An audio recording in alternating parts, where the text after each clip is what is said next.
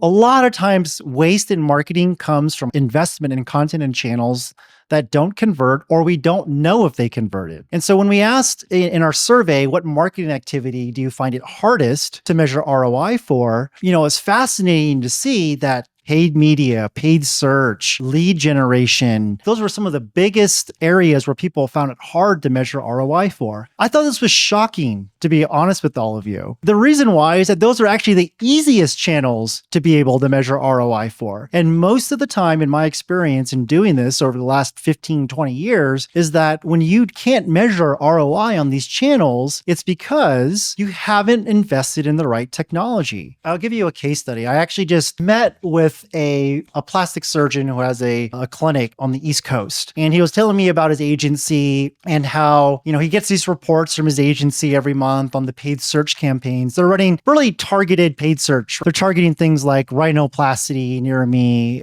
tummy tuck or breast augmentation or breast reduction near me. So they're obviously like keywords for people who are looking for services directly related to what he provides. He was like, but Andrew, I don't know how many calls I got from it or how many emails I got. All he can tell me was how much it cost for a click and how many click-throughs I got. And I'm like, well, that's one part of the funnel, right? To figure out how much traffic your ads were sending to your website. But it's a very basic thing to put some tagging in place through Google Tag Manager on your website to be able to tag specific elements of the funnel so that you can track ROI on those paid search campaigns. You can track how many people clicked on that submit button to fill out a contact form fill. You can actually track, if you're using things like CallRail or voice over IP solutions, how many call-ins you got from that specific ad. It's just about setting up the technology and the funnel in the right place. And a lot of times when I meet practice owners, they avoid a certain channel because they either, number one, don't know what that channel is doing for them. So they're like, oh, I don't even care about it. Or number two, they're investing in a channel that they can't actually measure the results on, but they're afraid to pull back the spend